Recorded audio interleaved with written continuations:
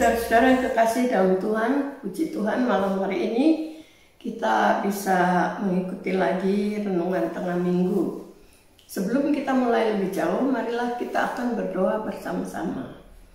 Bapa dalam surga, terima kasih ya Tuhan buat kesempatan pada malam hari ini. Kami dapat sama-sama merenungkan firman-Mu ya Allah. Terima kasih Tuhan untuk semua apa yang Tuhan sudah beri dalam hidup kami. Tuhan sudah lakukan, Tuhan Engkau Allah yang baik. Dan malam ini kami mau buka hati kami, biarlah kiranya firman-Mu bisa menjadi rema bagi hidup kami, untuk menuntun kami dalam jalan-Mu dan membawa kami hidup lebih mengenal Engkau. Terima kasih banyak Bapak, urapi hamba-Mu, biar kiranya firman-Mu yang pendek ini boleh menjadi berkat bagi kami semua. Dalam nama Tuhan Yesus Kristus kami naikkan semua doa kami. Haleluya. Amin. Puji Tuhan, saudara-saudara yang kekasih dalam Tuhan. Bulan ini tema daripada renungan tengah minggu kita ialah Allah yang membuka pintu. Sebelum Yesus naik ke surga, Tuhan Yesus berpesan kepada murid-muridnya. Dia berkata bahwa segala kuasa telah diberikan kepadaku, baik di surga maupun di bumi. Saudara, Tuhan Yesus yang mempunyai kuasa, dialah yang memegang kuasa, baik di surga maupun di bumi. Dan setelah itu Tuhan Yesus bilang, sebab itu pergilah kamu, jadikan seluruh bangsa menjadi muridku, dan baptiskanlah mereka dalam nama Bapa, Anak, dan Roh Kudus. Dan ajarlah mereka seperti apa yang telah kau pelajari, dan beritakan Injil ke seluruh bumi. Inilah suatu perintah dari Tuhan bagi murid-muridnya, orang yang percaya kepada Tuhan. Sejak saat itu sampai akhir zaman, Tuhan menekankan agar semua anak-anak Tuhan menjadi saksi buat Tuhan, sehingga banyak-banyak jiwa boleh mengenal kepada Tuhan dan mereka mau percaya kepada Tuhan, sehingga mereka boleh menerima keselamatan bagi hidup mereka semua. Dan saudara-saudara, murid-murid ini menurut semenjak mereka mengalami pengalaman Pantekosta. Setelah Yesus naik ke dalam surga, maka murid-murid itu mereka memperhatikan pesan Tuhan Yesus ini, yaitu mereka dipesan untuk tidak meninggalkan loteng Yerusalem, sebab Allah akan mencurahkan kuasa Roh Kudus, yaitu roh penghibur, roh pemimpin, roh penolong, roh yang memberikan mereka kekuatan, yaitu Roh Kudus. Siapakah Roh Kudus? Roh Kudus itu yaitu Roh Allah sendiri. Dan saudara-saudara sekalian, Roh Kudus ini adalah Roh Allah yang menciptakan dunia ini. Kita lihat di dalam buku Kejadian pasal 1 ayat yang kedua. Maka Roh Allah berlayang-layang di atas permukaan air itu, dan Roh Allah itu bersekutu, bersatu, sehingga Allah menciptakan langit dan bumi ini dengan segala isinya. Jadi Roh Allah itu yang diberikan kepada semua umat Tuhan, semua anak-anak Tuhan yang ada di dalam saudara dan saya, yaitu Roh Allah itu yang pernah menciptakan bumi ini. Saudara, jadi kita mempunyai suatu kuasa yang besar, sebab Tuhan sudah memberikan kuasa di dalam kita. Sebelum Yesus naik ke surga, dia berpesan, pergilah kamu, jadikan seluruh bangsa menjadi muridku, dan baptiskan mereka dalam nama Bapa, Anak, dan Roh Kudus. Saudara-saudara sekalian, murid-murid Tuhan, setelah mereka mengalami pencurahan Roh Kudus, yaitu kuasa Allah yang membakar hati mereka, yang menolong mereka, memberikan mereka kekuatan, memberikan mereka semangat, memberikan mereka kuasa untuk memberitakan Injil. Sebab kuasa Allah ini yang dapat mendorong mereka, memberikan mereka suatu pikiran, suatu wawasan, suatu kerinduan untuk menangkan jiwa-jiwa yang lain. Sebab itu murid-murid Tuhan ini setelah Yesus berangkat ke surga, naik ke dalam surga, mereka tidak ayal lagi. Mereka pergi ke Yerusalem, mereka menantikan kedatangannya Roh Kudus yang sudah dijanjikan. Selama 10 hari mereka menunggu, lantas Roh Kudus dinyatakan. Roh Kudus datang, dikirim oleh Bapa di surga. Dan mereka semua dipenuhi dengan kuasa Roh Kudus. Kuasa Roh Kudus yaitu kuasa Allah itu yang menolong mereka, para murid Tuhan dan beberapa murid-murid dan pengikut-pengikut Kristus pada waktu itu. Di Yerusalem ada 120 murid kira-kira pada waktu itu. Dan mereka semua dipenuhi dengan kuasa Roh Kudus. Dan mereka mulai menyebar. Mereka mulai pergi ke mana-mana, ke tempat-tempat lain, ke kota-kota lain. Dan mereka memberitakan Injil keselamatan.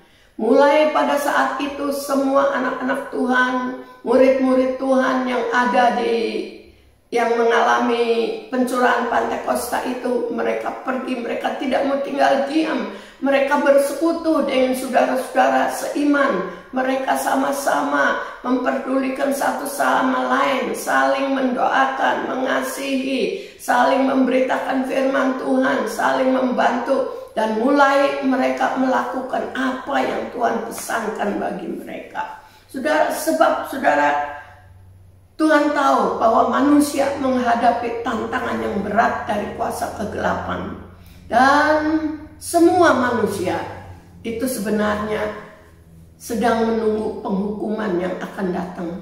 Tetapi oleh karena Yesus begitu mengasihi kepada manusia, itulah sebabnya Tuhan Yesus datang ke dalam dunia ini untuk menyerahkan dirinya, menyerahkan hidupnya untuk menjadi tebusan bagi manusia.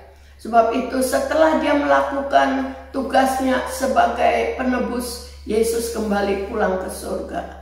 Sekarang Tuhan Yesus serahkan tugas itu kepada murid-muridnya, kepada anak-anak Tuhan, umat-umat Tuhan, termasuk saudara dan saya. Kita semua diharapkan, dianjurkan oleh Tuhan untuk menjadi saksi-saksi Tuhan. Sehingga ada banyak-banyak jiwa boleh percaya kepada Tuhan dan terima Yesus sebagai Tuhan dan Juru Selamatnya. Beberapa puluh tahun yang lalu, kira-kira 70 tahun yang lalu, ada seorang anak kecil. Anak ini dia masih muda, waktu itu kira-kira umur 12 tahun. Dan Tuhan mengunjungi kepada dia. Satu malam sementara dia tertidur, Tuhan Yesus datang kepadanya. Dan anak kecil ini, anak laki-laki, dia melihat Yesus datang dengan jubahnya yang putih, dengan mukanya yang begitu bercahaya dan begitu mempunyai muka yang begitu penuh dengan belas kasihan, ya.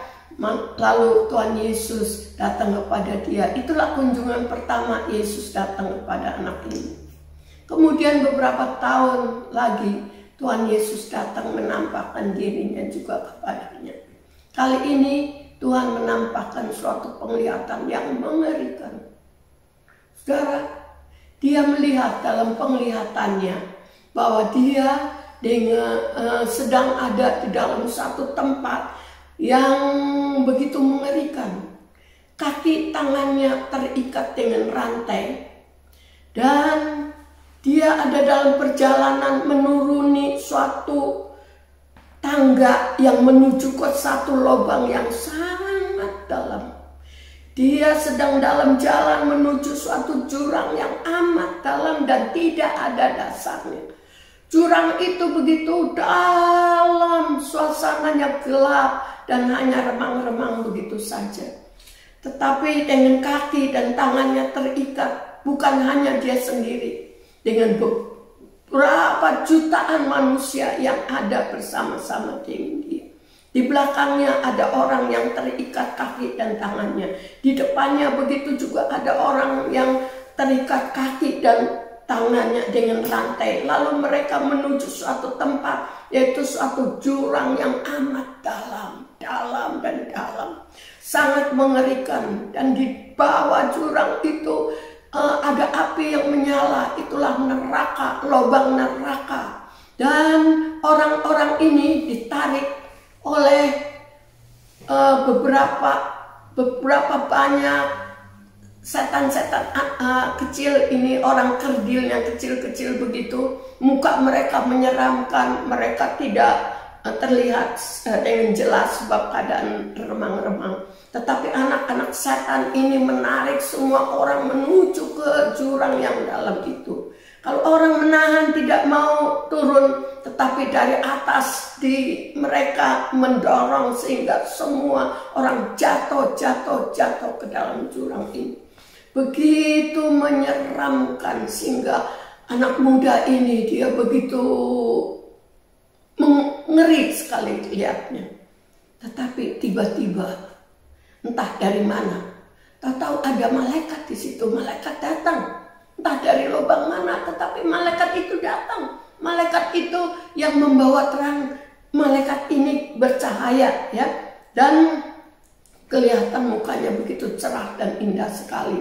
Lalu malaikat ini dia melihat kepada anak muda ini, dan anak itu melihat kepada malaikat ini sehingga mereka bertatapan muka. Waktu mereka melihat satu sama lain begitu, tiba-tiba ini malaikat memanggil kepada anak ini. Dia anak itu, sehingga anak itu dia tertegun. Aku dipanggil. Lalu anak itu datang menghampiri dia. Setelah dia menghampiri, ini malaikat menghampiri malaikat itu. Lalu tiba-tiba itu rantai yang ada di tangan dan kakinya terlepas. Dan anak ini bebas.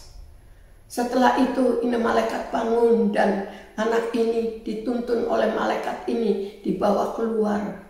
Dan sampai di luar itu malaikat itu hilang. Nah saudara, tema kita pada bulan ini yaitu Allah yang membuka pintu. Ini tepat dan benar. Allah yang membuka pintu bagi manusia, yaitu pintu keselamatan. Saat ini saudara, sejak Yesus berangkat naik ke surga, sebelumnya pada zaman-zaman perjanjian yang lama juga, Allah selalu memberitakan kabar keselamatan kepada semua umat manusia yang ada di bumi ini.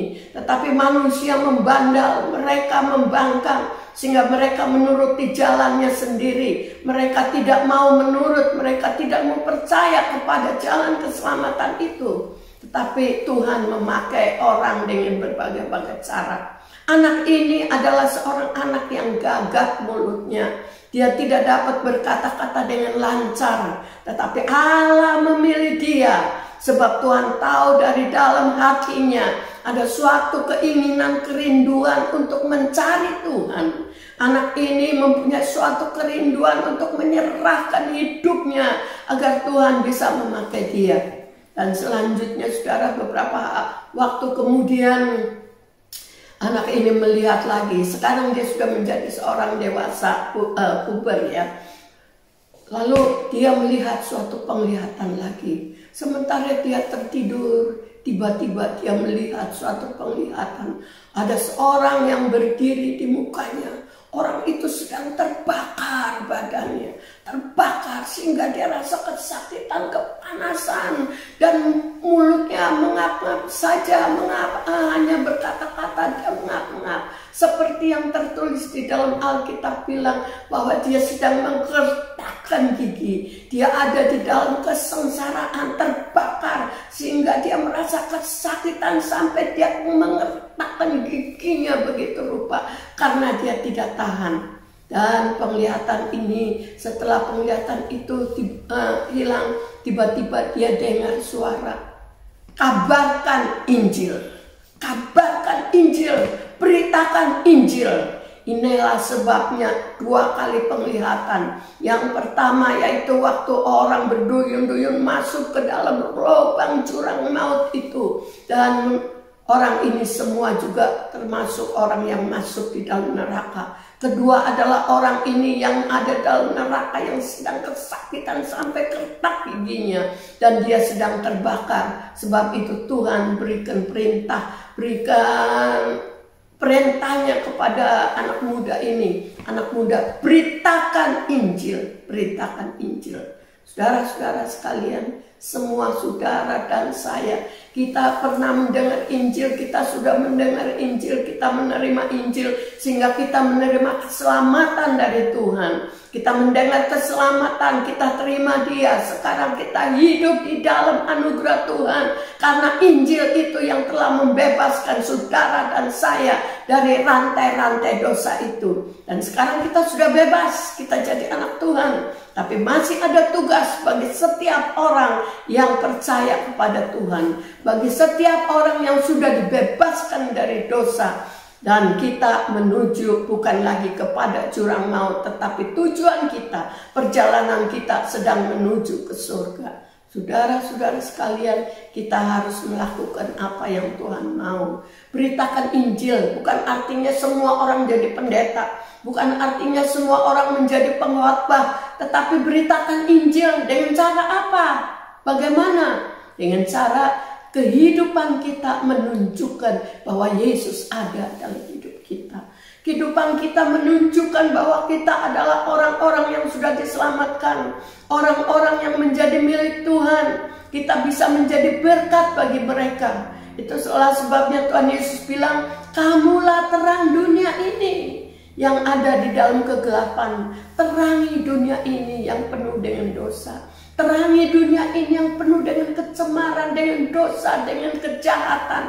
Terangi mereka, beritakan Injil Tuhan. Saksikan bahwa Yesus adalah Allah yang bisa menolong mereka. Banyak orang yang hidup di dalam kesusahan. Mereka hidup di dalam tekanan. Mereka hidup di dalam tindasan. Mereka tidak mempunyai daya. Mereka tidak mempunyai jalan untuk melepaskan hidup mereka. Tapi saudara dan saya bisa berdoa bagi mereka. Jadikan hidupmu menjadi berkat bagi mereka. Apa saja yang bisa kita lakukan bagi orang-orang, bagi mereka, sehingga mereka tertarik mau datang kepada Tuhan. Saudara, dengan perbuatan kita yang baik, dengan apa yang bisa kita lakukan bagi orang lain, asal orang-orang itu menerima berkat, orang itu boleh mendapatkan berkat melalui kehidupan kita, yang ada manfaatnya kehidupan kita bagi mereka, maka mereka itu akan melihat hidup kita dan mereka akan percaya kepada Tuhan, sehingga nama Tuhan dipermuliakan. Dan bukan sampai situ saja. Dan beberapa tahun kemudian dia melihat lagi, sementara dia tertidur, anak muda ini, dia melihat seorang malaikat yang memegang, seorang malaikat yang sedang berdiri di hadapan suatu pintu yang besar sekali. Pintu di langit yang menutupi semua bagian langit itu, sehingga tidak terlihat lagi. Dan malaikat itu memegang itu rantai. Dengan rantai itu dia tarik, lalu terbukalah suatu pemandangan. Saudara lihat, saudara tahu apa di dalamnya. Begitu malaikat itu dia buka pintunya, maka berduyun-duyun manusia sepanjang mata bisa melihat. Itu orang jatuh menuju ke lautan neraka. Semua manusia yang ada pada waktu itu, mereka jatuh dan masuk ke dalam neraka. Semua dan semuanya. Saudara, inilah pemandangan yang benar, pemandangan yang nyata, bukan hanya bukan hanya khayalan, tetapi kenyataan. Sesungguhnya setiap jiwa yang tidak mengenal kepada Tuhan dan yang tidak percaya kepada Tuhan, semua mereka sedang berduyun-duyun masuk ke dalam neraka. Setiap menit, setiap detik, entah berapa banyak, berapa ratus, berapa juta jiwa yang masuk ke dalam neraka. Saudara, apakah kita tega melihat atau mengingat keadaan itu? Sebab di antara orang-orang itu termasuk juga saudara-saudara kita yang belum mengenal Tuhan. Saudara, teman, saudara, dan orang-orang yang kita kenal, mereka yang tidak mengenal Tuhan, mereka ada di dalam kumpulan itu dan mereka sedang masuk menuju ke neraka. saudara. Sebab itu biarlah ini menggugah hati kita, supaya kita bisa mempunyai beban untuk menolong mereka. Caranya bagaimana? Caranya bagaimana? Firman Tuhan di dalam buku Yudas berkata, tariklah mereka, sentakkan mereka dari api neraka. Nah saudara-saudara, kita diberikan tugas oleh Tuhan untuk membawa jiwa-jiwa itu datang pada Tuhan. Kita nggak bisa bersaksi bagus, kita nggak bisa berbuat nyanyi yang baik atau berbuat apa-apa, tapi saudara, kita bisa berdoa. Kita bisa berdoa bagi mereka. Kita juga dapat melakukan hal-hal apa yang baik bagi mereka, menolong waktu mereka dalam kesusahan, waktu mereka ada dalam tindisan, waktu mereka dalam duka cita, waktu mereka dalam kelemahan, dalam keadaan yang sukar. Saudara, datang kepadanya, datang kepada mereka, tolong mereka yang susah, tolong mereka yang di dalam kelemahan. Saudara, itulah yang Tuhan mau. Dan banyak-banyak murid Tuhan. Tentunya saudara, apa yang kita lakukan itu bukan mulus begitu. Tetapi iblis juga dia tidak mau kalau ada manusia yang diselamatkan. Iblis tidak mau. Iblis selalu menjegal, iblis selalu menghalangi orang-orang supaya tidak masuk ke dalam ke surga, tapi masuk ke dalam neraka. Tetapi saudara ingat, Tuhan sudah memberikan kuasa buat saudara dan saya. Tuhan bilang dalam 1 Yohanes pasal 4 ayat 4, roh yang di dalam kamu lebih besar dari roh yang ada di dalam dunia. Dan Tuhan Yesus berkata apa? Ketahuilah olehmu, aku beserta dengan kamu senantiasa sampai akhir zaman. Jadi saudara dan saya, kita diberikan perintah oleh Tuhan, kita diberikan amanat oleh Tuhan. Tuhan tidak hanya meninggalkan kita begitu saja, tapi Tuhan memberikan bekal kepada setiap anak-anak Tuhan, orang-orang percaya, hamba-hamba Tuhan, untuk memberitakan Injil, untuk memberitakan kabar keselamatan bagi mereka yang belum selamat. Saya bersyukur kepada Tuhan sebab Tuhan taruh beban dalam hati saya. Kemanapun saya pergi, banyak kali saudara, saya suka bersaksi. Satu kali saya sedang pergi ke pantai. Saya bawa Alkitab bahasa Inggris dan bahasa Indonesia. Lalu saya berjalan kira-kira setengah jam. Setelah itu saya duduk, ada bench ya, ada bangku kayu di situ, saya duduk. Saya buka Alkitab, lalu saya baca. Nanti Tuhan kirim orang datang. Sementara saya baca, tiba-tiba ada suatu orang datang, seorang kakek-kakek datang di sebelah saya. Saya pura-pura nggak ngerti. Saya bilang, excuse me, please, can you read for me and explain these verses, what is the meaning? Padahal saya ngerti. Lalu dia baca, oh, ini suatu kabar ini ya, kayaknya sekarang dunia ini agak keadaannya kacau ya. Lalu kita bicara. Setelah kita bicara, komunikasi beberapa lama kemudian baru saya bersaksi sama dia. Ya, saya berdoa dalam hati saya supaya orang ini mau percaya dan terima. Entah dia mau terima atau tidak, tapi tugas saya bersaksi saya lakukan. Ya, entah sudah. Satu kali terus nggak lama lagi datang lagi seorang ibu-ibu orang Australia, duduk begitu juga. Saya bilang, tolong kasih tahu saya ini ayat ini apa artinya. Ini ibu lebih sensitif lagi. Dia bilang keadaan dunia sekarang ini makin mengerikan. Lalu saya mulai bersaksi kepada dia. Saya bersaksi. Ada kalanya saya bersaksi dengan jalan itu. Ya. Lalu karena mereka itu orang yang berbahasa Inggris, lalu saya bilang, satu kali saya sedang ada di shopping center, nunggu mobil saya sedang ada di bengkel. Lalu tiba-tiba ada seorang kakek lewat, udah tua ya, pakai itu boker. Lantas, halo, good morning. Saya sapa dia, terus kita ngomong, you kelihatan sehat sekali ya, saya bilang. Dia bilang, iya, tapi umur saya udah 90 sekian. Saya bilang, wow, itu suatu anugerah Tuhan. Sampai saat ini, you masih sehat, masih bisa hidup. Lalu saya mulai bersaksi, ya, mulai bersaksi. Lalu saya bilang, nah walaupun begitu, kita ini semua manusia satu kali kita akan mati, kita akan pergi, ya, pergi akan mati. Semua manusia, mungkin saya dulu, mungkin you dulu, tetapi kita pergi kemana tujuan kita? Saya bilang, saya percaya semua orang mau pergi dan menuju ke surga. Tidak ada satu orang pun yang mau menuju ke neraka, saya bilang. Setelah itu saya mulai bilang, tetapi neraka, surga itu ada yang punya. Yang punya namanya Yesus. Jadi kita nggak bisa masuk surga tanpa melalui Yesus. Kalau you mau masuk ke surga, you mesti datang pada Yesus. Minta supaya Tuhan Yesus itu buka jalan, buka hatimu, minta ampun dosa, dan terima Yesus sebagai Tuhan dan Juru Selamat. Lalu ini si kakek girang, iya saya punya anak, saya masih punya anak di mana-mana katanya.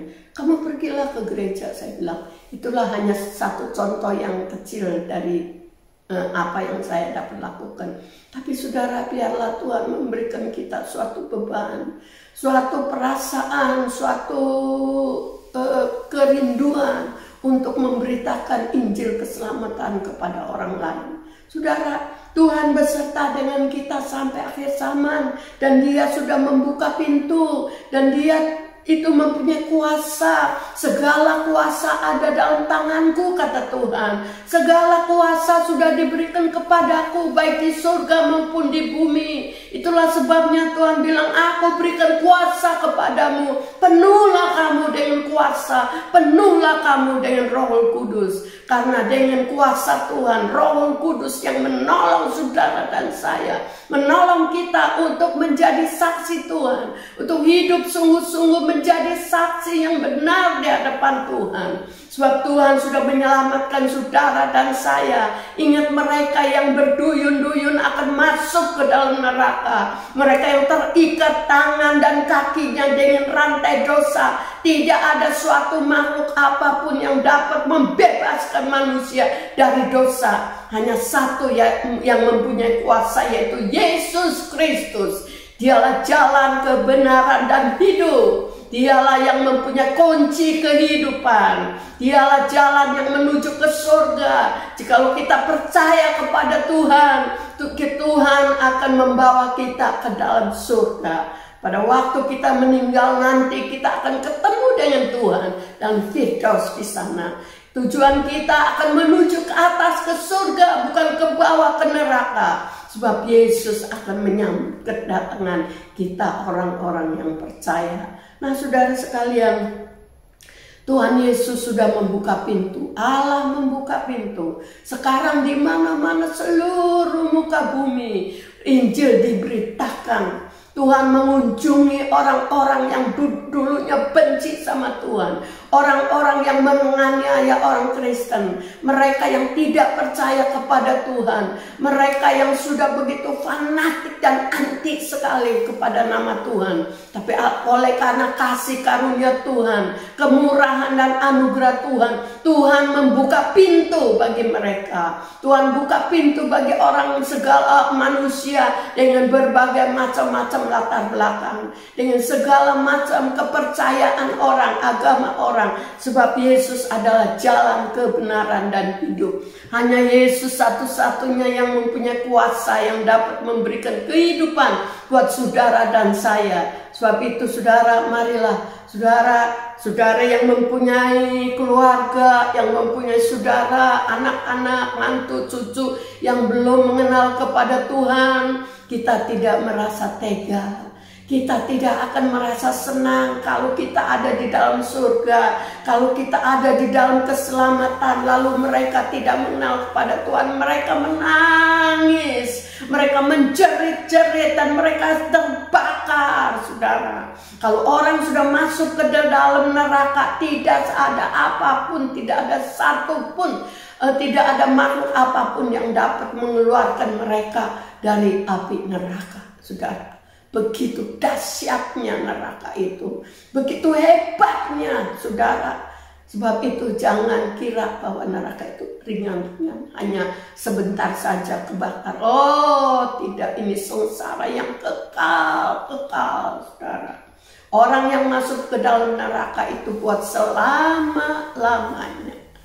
Bukan 10 tahun, 100 tahun, 1000 tahun, tapi selama-lamanya, saudara.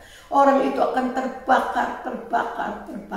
Tetapi berbahagialah orang yang masuk di dalam surga. Orang itu akan hidup bersama dengan Tuhan, dengan Allah yang punya kuasa. Allah yang memberikan kehidupan, sebab Dialah sumber penghidupan. Dia yang mempunyai kuasa, segala kuasa yang ada di surga dan di bumi ada di dalam tangan Tuhan. Marilah saudara, kita akan encourage mereka. Ada anak-anak Tuhan, saudara-saudara kita yang sudah jauh dari Tuhan, mereka yang lemah imannya, bangkitkan mereka kembali, angkat mereka kembali, doakan mereka, bawa mereka, hiburkan mereka, beri kekuatan buat mereka, pimpin mereka kepada jalan yang benar. Saudara, banyak jiwa yang hidup di dalam kesusahan. Banyak jiwa yang hidup di dalam kegelapan. Mereka hidup di dalam dosa. Mereka terikat dengan segala dosa, kejahatan, kegelapan. Mereka yang terikat dengan berbagai macam kejahatan. Ada yang berminum-minum, mabok-mabok, dan berbuat segala macam. Saudara, tapi ingat, kita punya Tuhan yang punya kuasa. Kita berdoa bagi mereka. Kita coba tolong mereka bagaimana caranya. Ya saudara, memang banyak kali mereka menolak. Mereka tidak mau dengar kata-kata kita. Tetapi saudara, kita punya Allah yang begitu baik. Allah yang setia, yang sudah berjanji, dan yang akan menggenapi janjinya. Tuhan Yesus berkata, apa saja yang kamu minta dan doakan, percayalah bahwa kamu telah menerimanya, maka hal itu akan diberikan kepadamu. Saudara, Tuhan itu mendengar doa kita, dan Tuhan itu tidak lupa akan segala janjinya. Setiap kata yang keluar dari mulut Tuhan, janji-janji Tuhan itu akan digenapi. Jikalau kita percaya sungguh-sungguh kepada Tuhan dan sungguh dengan sepenuh hati kita mendoakan dan dengan penuh kesabaran, penuh kasih menolong mereka dalam kesusahan, maka Tuhan akan menolong. Puji Tuhan, saudara, Tuhan memberkati kita semua. Haleluya. Nah, saudara-saudara sekalian, mungkin ada di antara saudara yang mendengar renungan malam hari ini. Mungkin saudara punya masalah dalam hidup saudara. Ingat, ada satu Tuhan yang melihat. Tuhan melihat langsung ke dalam batin kita. Tuhan melihat ke dalam hati kita. Saudara, mungkin saudara ada dalam ketekanan yang berat. Mungkin saudara ada di dalam kesusahan, ada dalam percobaan atau masalah hidup yang begitu menekan hidup saudara. Tidak ada seorang pun yang bisa menolong. Tapi ada satu yang bisa menolong. Ada sobat yang setia, namanya Yesus. Kita tidak bisa mencari keselamatan atau pertolongan di luar Tuhan. Sebab hanya satu yang punya kuasa, yaitu Tuhan Yesus Kristus. Kalau ada saudara yang perlu Tuhan dalam kesakitan, dalam kesusahan, dalam masalah ekonomi, dalam masalah keluarga dan sebagainya, ingat, Yesus sobat yang setia. Dia mendengar doa kita. Dia mau menolong kita, dia memberikan penghiburan, kekuatan, dan kehidupan yang kekal. Sebab Tuhan adalah sumber kehidupan kita. Kita akan berdoa, mari kita berdoa. Terima kasih Bapa yang Maha Kuasa, terima kasih ya Tuhan buat firman-Mu. Terima kasih Tuhan buat kasih karunia-Mu, Engkau yang sudah menyelamatkan kami dari dosa. Engkau yang menghindarkan kami dari penghukuman yang kekal Tuhan. Namun Tuhan, kami berdoa buat saudara-saudara kami yang di dalam kesusahan. Kami berdoa bagi mereka ya Tuhan yang di dalam tekanan-tekanan, yang di dalam belenggu-belenggu dosa karena kejahatan, kesusahan, segala keadaan, tekanan hidup ini. Bapa, kami doakan biar Roh Kudus kerja dalam hati mereka. Tolong mereka Tuhan, bukakan mata rohani mereka sehingga mereka dapat melihat terang kemuliaan-Mu. Supaya mereka terbuka mata hatinya Tuhan, sehingga mereka mau percaya kepadamu. Mereka rindu untuk datang kepadamu Tuhan. Berikan mereka hati yang terbuka, mata rohani yang dapat melihat kebenaran-Mu Tuhan. Agar supaya mereka mau percaya dan mau terima Yesus sebagai Tuhan dan Juru Selamat mereka. Tuhan, marilah Tuhan, Engkau mau tolong mereka semuanya ya Tuhan. Yang dalam kesusahan, yang di dalam duka cita, yang di dalam kesakitan, mereka yang sedang dalam keadaan putus asa. Biarlah Engkau akan menolong datang kepada mereka. Sebab Engkaulah jawaban dari segala kebutuhan manusia. Terima kasih Tuhan, kami percaya Engkau mendengar doa kami. Dalam nama-Mu Tuhan Yesus Kristus, Juru Selamat, kami naikkan doa kami dan ucapan syukur.